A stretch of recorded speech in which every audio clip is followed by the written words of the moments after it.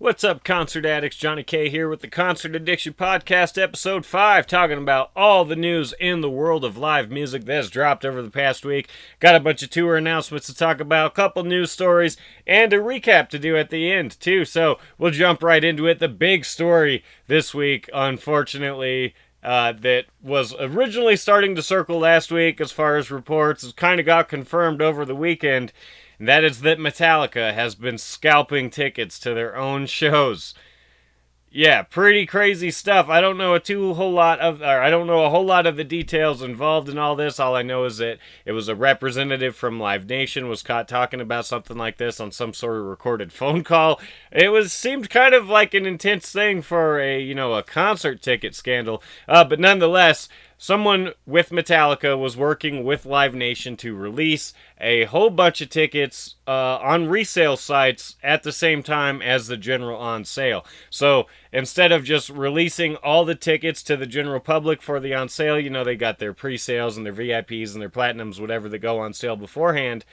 The rest of the tickets are supposed to go on sale. The ones that don't get sold out during the pre-sales or whatever different, whether it's a radio pre-sale, a venue pre-sale, an artist pre-sale, a city member card pre-sale, whatever tickets are left over, those are usually, thought to just go to the general public on sale.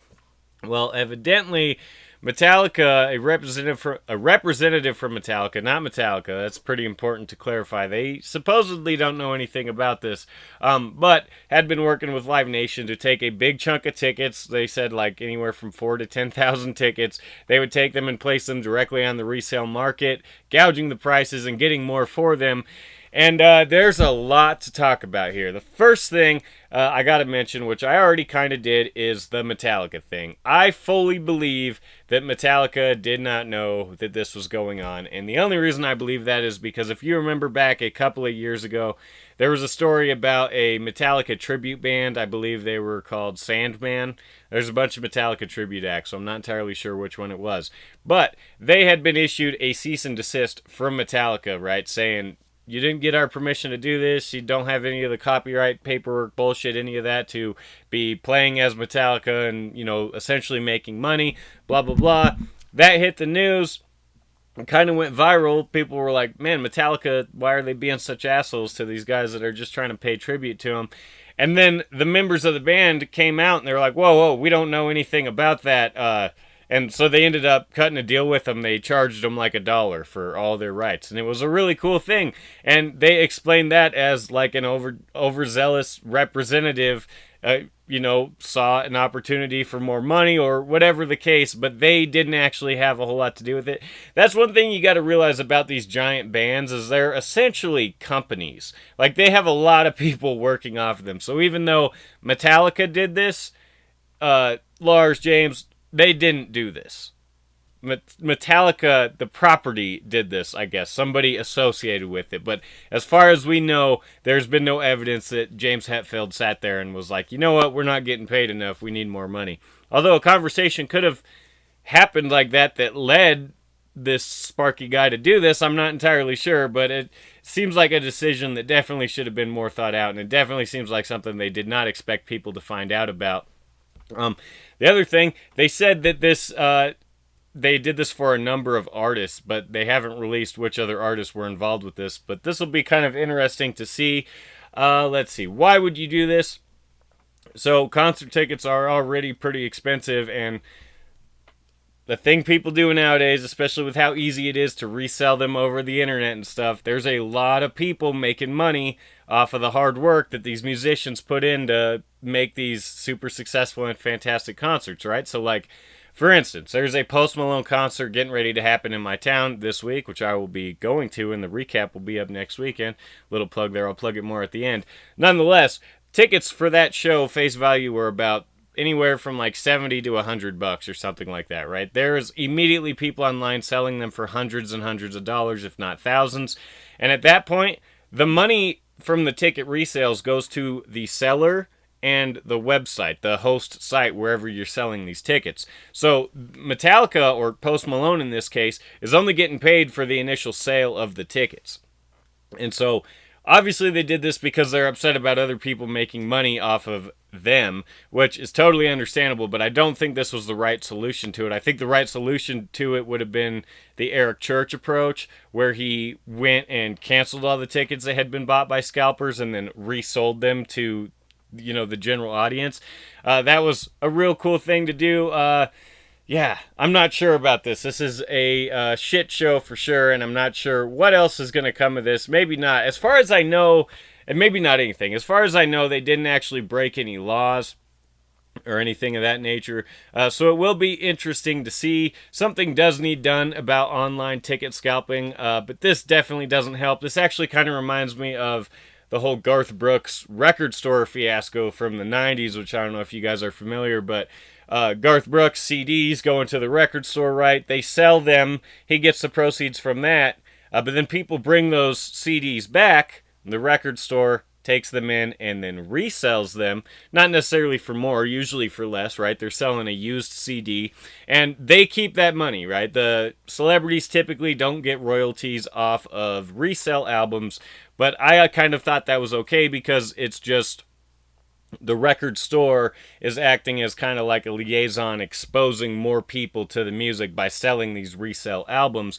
Plus, they weren't making that much money off of it. Anyways, that was the thing that happened. Garth Brooks got mad that these people were making money off of him. That situation is a little bit different, I think, because I saw the record stores as taking the profit as just kind of like a fee.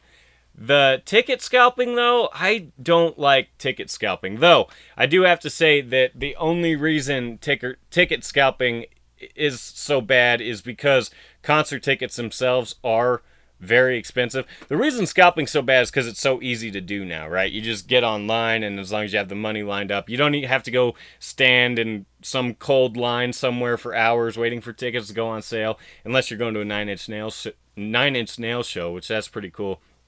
But you don't have to do that anymore, right? And concert tickets are very expensive, already. Like, face value, they're already pretty expensive, meaning that you can scalp them for much more. And the reason why they're so expensive is, or at least one of the reasons, economy, inflation, all that has to do with it. But the one thing that I keep hearing about that makes the most sense to me is if you think about when was the last time you actually bought a CD? Like, I know they get money from iTunes and stuff, so if you buy albums on iTunes, that's cool. But like, I'm thinking in my head, like a physical album, or even on iTunes, whatever. When's the last time you actually bought music instead of getting it from a streaming service or anything like that? A lot of people don't buy albums anymore, and most people don't buy any physical media anymore. And so a lot of these bands make the majority of their money from touring, which is why tickets have to be so expensive in the first place. And so I think this whole thing can be figured out. I think the price of concert tickets could go down and we can avoid all this scalping and stuff if they just figure out how to make sure these artists are getting paid more accurately for their music, because Metallica, as you know, was also involved with the whole Napster lawsuit, which I thought they were in the right to do, although there's been some comments on my Facebook page where I posted this story where people were bringing that up. They're saying Metallica doesn't like its fans, and of course they're scalping their fans. They sued Napster. They don't care about their fans. And it's like, well, no, they do, but you got to realize they work hard to make this music, to put on these shows. So they are deserving of most of the proceeds from this. Scalping your fans, though, that is not cool. I do not like that. I don't like ticket scalping in general, even though, I've done it. I think it's kind of, it's slimy, I don't like making money off of other people's work. Like, it's not like these people were not, it's not like, so the record store, right? Somebody might not go to that, or somebody might pick up that Garth Brooks CD because it's used, where they wouldn't have picked it up when it was brand new, right? They get a lower price for the used. The ticket scalping, that argument doesn't really work. Like, the ticket scalpers aren't doing the artists any favors, because these people that are buying the scalp tickets are already trying to go to the show. They're not getting a deal by going to a scalper. They're actually, at least the vast majority of the time, paying more. And so the ticket scalpers don't actually do anything at all to help the artist. So I think that's a problem that needs addressed in ways like Eric Church or Nine Inch Nails have been doing. I think that those are solutions that are just in the very beginning, and hopefully we can figure this out, because people are going to keep going to concerts. That's not going to go away. but the price of it is just going to keep on rising. And we're going to have to deal with more situations like this, unfortunately. And yeah, main things to take away from this story, I guess. I don't have an overall thought on it. I don't like it. I believe that Metallica isn't actually involved. And I think this is something that's probably been happening for a while. Like, I honestly wasn't super, super surprised reading this because it's kind of something that I assumed. But it's pretty messed up if you ask me, because a lot of the people that end up paying for scalper tickets are people that are trying to go to a show last minute, or if they're buying it the day of, right? They're really trying to go because the main ticket's sold out or whatever. That's why they're going to these secondary sources. These people know that they're spending more money, right? Obviously, if they can get it for face value, they're going to. So these people really want to go and see you, and you're just kind of fucking them, and I don't think there's enough justification for that. But the reason I wasn't surprised is because Live Nation is the one that's behind this. And there has been one that I specifically remember, but there's been a couple other concerts that they've put on too, where I've got on right when tickets go on sale, right? I've been in the waiting room this whole time. I do everything exactly the way they want me to by the second.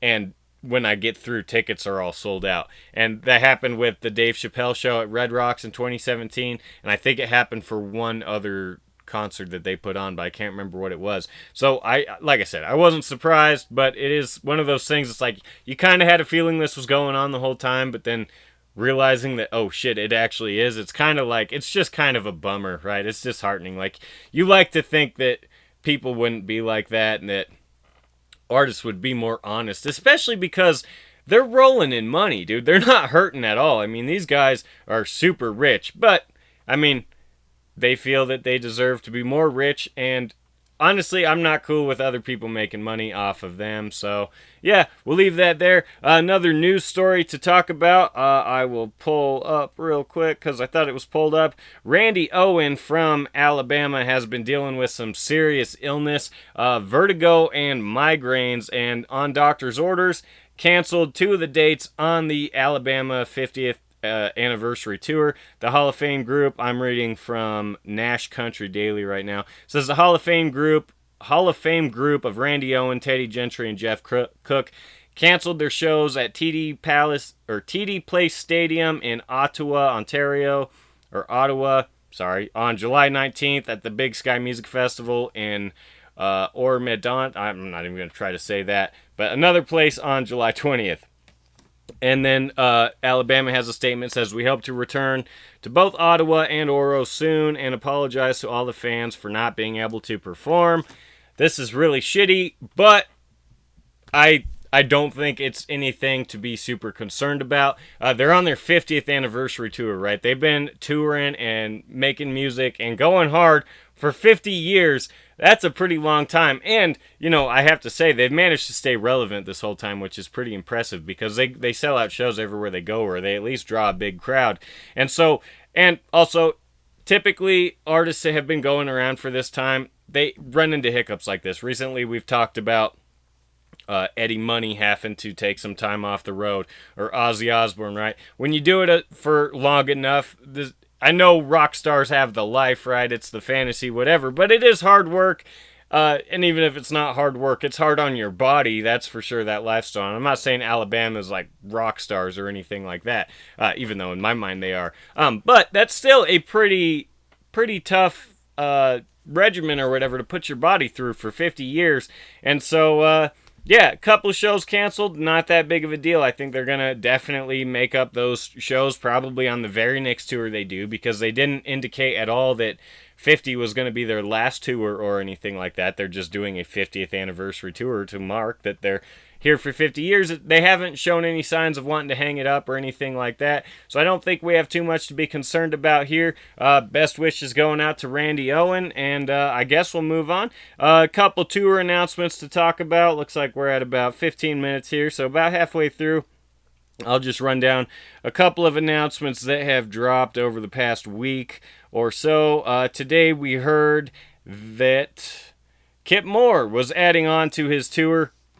He's been touring pretty heavily throughout this whole year. He just played in my area. He played at the Greeley Stampede a couple weeks ago, headlined there. Did phenomenal, I heard. But he's not ending his tour anytime soon. He added a fall leg to it, and this is going to kick off October 10th and wrap up December 6th. And we're bringing with us Devin Dawson, Tucker Bethard, and Kylie Morgan. And Kylie Morgan I'm unfamiliar with, but Devin Dawson and Tucker Bethard are both pretty hot up-and-comers right now. Tucker Bethard has kind of dropped off a little bit over the past couple years, but he just needs one more song to put him back relevant. Devin Dawson has been getting added to all these big tours. He's actually playing at Cheyenne Frontier Days later this week with Keith Urban, I think. Keith Urban or Tim McGraw. He's playing one of the biggest stages in country music, and so he's definitely on his way. And him going out on the road with Kip Moore, I think is a perfect fit.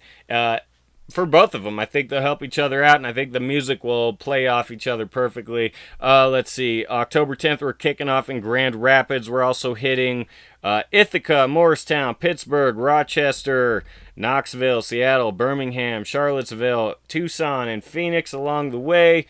All these artists are not going to be at every show. Usually he's just going to have, one of them. He's not going to have 3 openers every single show. These are just the people that are going on tour with him. But yeah, it's called the Room to Spare Acoustic Tour, which I think is different than the tour that he's been doing now, which I'm sure I made a video about when he announced his current tour. But this one, as far as I'm aware, is not an acoustic set or anything like that. This one will be, so it's pretty cool because he's not just working a lot this year, he's doing different stuff this year, and that's always cool to see. So good, bravo, I guess, to Kip Moore. Good luck on the rest of the year. I think he'll have no problem. He's a hardworking dude. He's been touring as a country musician for quite some time, and he's really just come to fame like where he's at now over the past couple of years. So he's really just trying to capitalize on that, and I always like seeing people succeed, especially people who I enjoy so much. Kip Moore is definitely one of the best out there right now, so kudos to him for being able to fill up an entire year playing, because a lot of artists, that's a little tough to do. Next one's not a tour announcement, but a festival lineup dropped today, and I'm going to warn you, this one's going to be quick because I'm not going to know hardly anything about what I'm talking about on this one, but Rolling Loud, it's a festival that happens all over the country, different times during the year. I know they got one in Florida, they got a couple in California, and they got one in New York too, and that's the one that was announced today. It's going to take place in Queens at Citi Field, October 12th through the 13th. And our headliners for Saturday, Travis Scott, Meek Mill, and the Wu-Tang Clan. And Sunday, A$AP Rocky and Lil Uzi Vert. Travis Scott, obviously still hot off the Super Bowl and a massive tour last year, a massive arena tour. Meek Mill, I'm not too familiar with. Wu-Tang Clan, obviously, everybody knows who they are. The last video I made about Wu-Tang Clan is one of my most viewed videos on this channel. And so, yeah, it's cool to see a name that I recognize in here, because I'm assuming that most of the artists on these Rolling Loud festivals are the now artists. Usually you see names like Cardi B or Lil Pump, names that I wouldn't know if I didn't read the tabloids, right? They're famous right now, and that's not the kind of music that I listen to. I listen to kind of older stuff, or like iconic stuff, i.e. Wu-Tang Clan. So it's cool to see them playing with Travis Scott and Meek Mill, because it's kind of like Meek Mill, sorry, not Meek Mill. It's kind of like take it back to the last story for a sec, or a couple stories ago. I was talking about Alabama. This year, Alabama played at Country Jam, and they were a headliner among Sam Hunt and Luke Bryan and someone else, I can't remember. But so it's mixing modern with old, and I think that's kind of cool. Also on that day, Playboy Carti, Kodak Black, which Kodak Black I'm familiar with just because of the trouble he got in at one of the last Rolling Loud festivals, which I talked about with Chris Stackrack Hoover on episode 2 or something. So if you want to find that, you can see my thoughts there. YG, Trippie Redd, DaBaby, Blueface, Fat Joe, and a whole bunch of other shit that I don't recognize, so I'm not even going to pretend to know. Sunday, A$AP Rocky. I don't know who Lil Uzi Vert is, but A$AP Rocky, I know who he is because he's currently in jail in Sweden or something like that.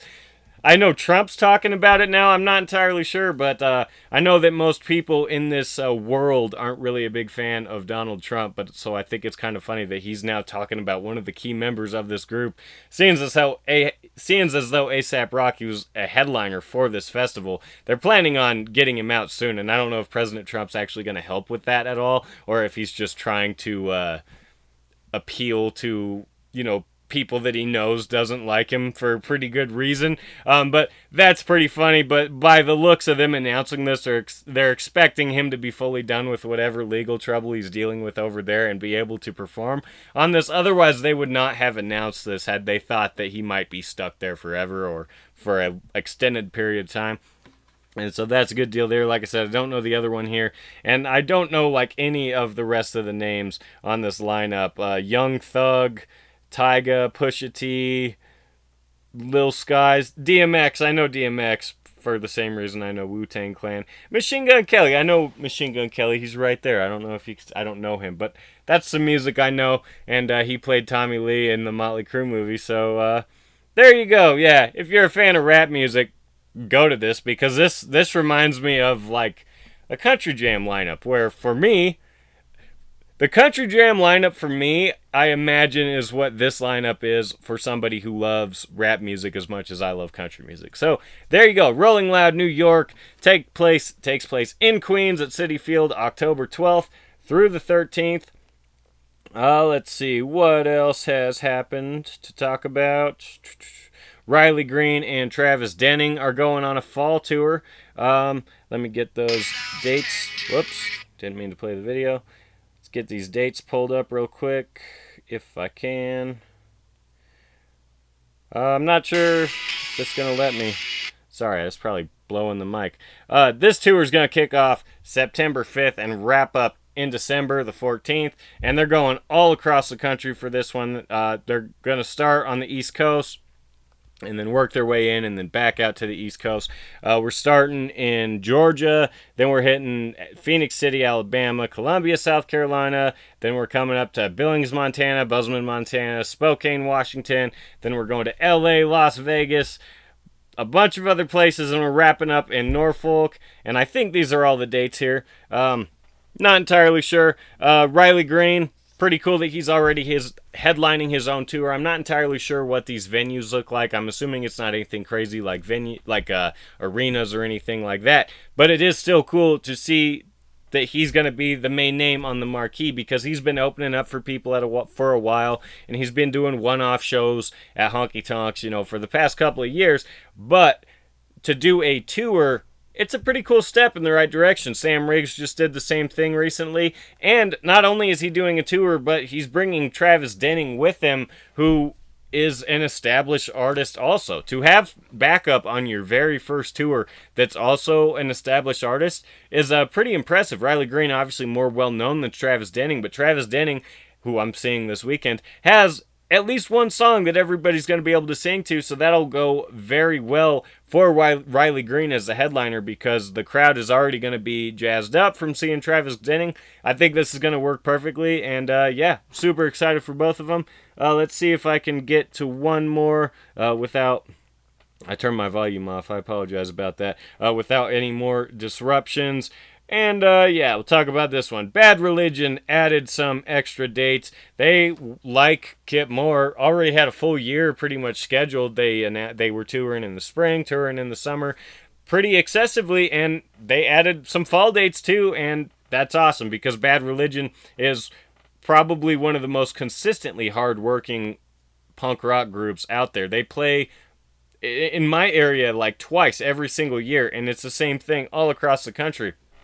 They've got fans spread out everywhere, and fans that are going to come see their shows wherever, and they work perfectly on almost any like rock festival or punk rock festival lineup. I don't know that any of those dates are that, but I know they had a couple spread throughout the beginning part of the year, whether it was like Sabroso craft beer festivals or whatever, or I think they might have gone on Riot Fest or something like that this year. They're a good festival band. They're a good headliner band. They're a good band to see. The new batch of dates they announced is going to start on September 17th and run through the beginning of October, wrap up on October 9th at the in Santa Ana at the observatory. Along the way, we're hitting San Diego, Phoenix, Albuquerque, Austin, Houston, Dallas, New Orleans, Birmingham, Nashville, Philadelphia, Cincinnati, Orlando, and St. Petersburg. They're bringing with them Dave House and the Mermaid. I'm not familiar with that is or who that is, and Emily Davis and the Murder Police. Don't know who they are either.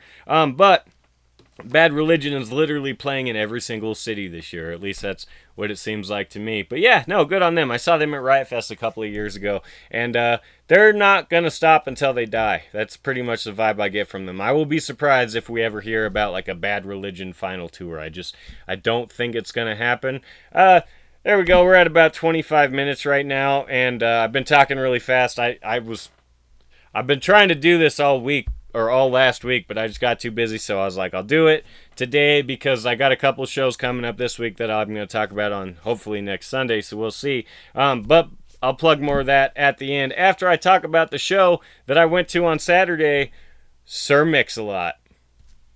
Yeah, I saw Sir Mix-a-Lot. It's the most random thing ever. So if you don't know, I live in Cheyenne, Wyoming, and right now we're in the middle of our biggest week of the year. It's called Cheyenne Frontier Days. Thousands of people come in from all over the place. It's the world's largest outdoor rodeo. And so they have a bunch of stuff at Frontier Park. But this year the city's deciding to capitalize on the rest of the Frontier Days festivities. They're having their own events. They hosted Sir Mix-a-Lot for free in our downtown plaza area. The most random thing in the world. I could not believe it when I was sitting there in downtown Cheyenne, Wyoming, during the world's largest rodeo, and Sir Mix-a-Lot was up on stage. But I gotta tell you what, man, this was such a fun show, and Sir Mix-a-Lot's one of these guys that, like, you don't hear about a lot anymore. I know a couple days, or maybe the day before he played in Cheyenne, he was playing at Hammer's House Party, the MC Hammer's House Party that he did at Fiddler's Green in Colorado. So just a one-off show, have him come up here. But it was really fun, man. I brought my 1-year-old son, and we stood way in the back in the grass, and he was dancing and having a good time. And Sir Mix-a-Lot put on like it was exactly what I wanted from seeing him, because I thought that it was going to be one of these free shows that you go to and it sucks because it's free and the artist knows that it's free, and so they're just kind of mailing it in. But we did not get that from Sir Mix-a-Lot at all. And he only has one hit song, but he was able to keep the crowd enthralled pretty much the entire time. I liked the storytelling way that he put on his concert. It just reminded me of like seeing Afro Man a couple years ago. It's just like an old school hip hop thing that a lot of artists don't do anymore. I don't go to a lot of, hip hop concerts, to be honest. So they might do this all the time. But other concerts I go to, I don't see him put on like this. And what he did was, in between each song, there was like a story. There was like a lead up, like he was telling a joke in between each song. And he's such a character, and he's walking up there with his hat, and like before each song, like it'd be like, so I was in the bar the other day, or so I was talking to this girl, or I was at my church. And then it's like, so I said, and then he starts going into the song, and it just worked perfectly. And he had all, thousands of people singing along, especially at the end, Baby Got Back. We all knew that one. But even the songs that we'd never heard before, he was helping us sing along and telling us what to say. And it legitimately seemed like he was having fun up on stage, which is, it actually means something, because we get shows in Cheyenne all the time that you could tell people do not want to be here. I saw Doyle from the Misfits a couple of years ago, and he was grumpy for his meet and greets. I didn't meet him, but one of my friends said he literally was like, yeah, I don't know what the fuck we're doing here. Like, I didn't want to do this show, and was like negative the whole time. And you can tell when he was on stage that he didn't want to be there. Same thing when I saw Gary Allen a couple years ago. Gary Allen is slowly going back up for whatever reason. He hasn't really done a whole lot music-wise, but for whatever reason, he's coming back to relevance. But there was a while there where he was starting to play very small venues around my area. Now he's back to doing arenas. I don't know how that happened. But for a while, he was playing these small venues. And we went one time and saw him at this, place that holds like a couple thousand, little outdoor amphitheater. And he just looked pissed off the whole time, was just grumpy, just rushing through the whole thing. And, it just kind of sucked. So the fact that Sir Mix-a-Lot had a fucking blast, or at least made it look like he did, playing what's clearly a washed up performance, right? Because a free show in downtown Cheyenne is not going to be, the hottest act in the world. And he still had a blast with it, so yeah, Sir Mix-a-Lot was awesome. If you ever get a chance to see him, go. You definitely won't regret it. That'll do it for episode 5 of the Concert Addiction Podcast. That was a little late. Episode 5 of the Concert Addiction Podcast. Make sure to subscribe to this YouTube channel if that's where you're watching it and like this video. Also, head over to SoundCloud to see or to listen to the rest of the podcast, or just to get the audio version of this one. We'll be putting that on more platforms here soon. Check out the Facebook page, facebook.com/concertaddiction, to never miss anything going on in the world of live music. Now, like I was saying before, I really was trying to get this done last week. I just did not get to it. My son just turned 1 on Thursday, and we were planning a big party for him on Saturday. And somewhere between Monday and Saturday or Sunday, I thought I'd be able to squeeze a podcast in, and it just did not happen. But I'm doing it today because this next week is going to be very busy for me. On Wednesday, I am seeing Miranda Lambert. On Thursday, I'm seeing Post Malone. And then on Friday, I'm driving all the way to Utah to see Brett Young and Randy Houser and Low Cash. And then the next day, we're staying there to see Cody Johnson and Luke Combs, the big one. So hopefully, if I'm not too tired, we can come back on Sunday and I can record something and have it up. But if not, look for it Monday or Tuesday. That's typically when these are going to drop. Thanks for watching. Until next time.